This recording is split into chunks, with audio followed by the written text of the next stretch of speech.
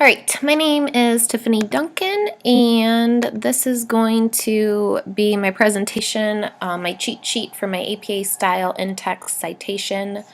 Couple things really quick. I use a Mac, so under slideshow I didn't have the option to record narration, so I'm just going to use a software that I use to record presentations on currently for my blended government class. Anybody who's ever done this knows that it's awkward and that you encounter a lot of mistakes, which is okay though, because I think one of the most important things we can do as educators is show our students it's okay to make mistakes. All right, so let me go ahead and get started on my presentation for you all. All right, let's start it from the start. Okay, so general rules with in-text citation, which is the one I snagged. Every in-text citation must correspond to an entry in your list of references. If available, in-text citations must include the author or the editor and year of the publication. And then direct quotes also must include a page number. I'm going to explain this more in the next 2 slides. So basic format for a quotation. Introduce the quotation with a signal phrase that includes the author's last name followed by the year of publication in parentheses. Put the page number, you start that with a P.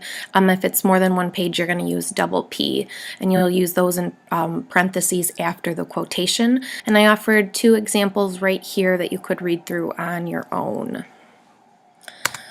Okay, next, basic format for a summary or a paraphrase, so not a direct quotation. You'll include the author's last name and the year either in a signal phrase introducing the material or in parentheses following it. And you'll need to give a page number to help the readers find the passage.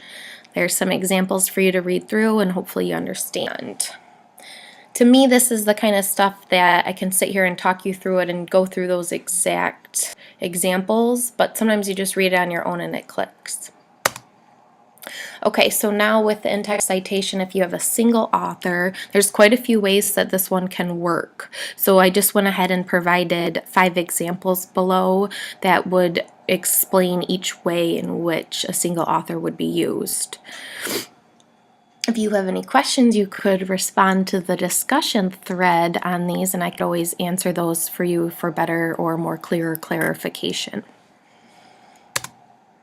Okay, if you have 2 authors in an in-text citation, you will name both authors in the signal phrase or in the parentheses each time you cite the work.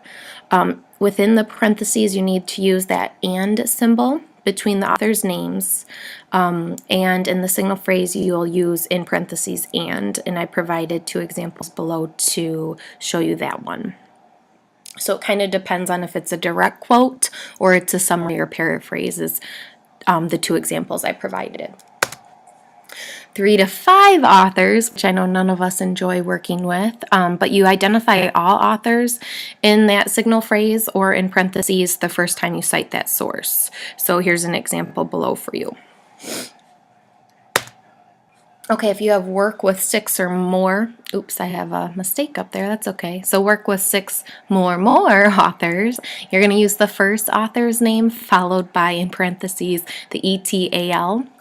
In that signal phrase or within the parentheses.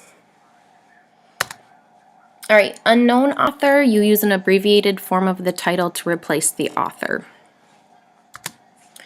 An electronic source, when possible, cite electronic sources, including the online sources, as you would any other source. You'd want to give the author and then the year. A lot of the times with these, though, you run into you don't know who the author is, you have an unknown date, and in that instance, you use in parentheses N period, D period to kind of represent that the date is unknown. And I provided some examples here as well to kind of help guide you. All right, so that is it on my cheat sheet for the APA style in-text citation. I also uploaded the Word document as a PDF file. If you have any questions, comments, please let me know. Thanks so much.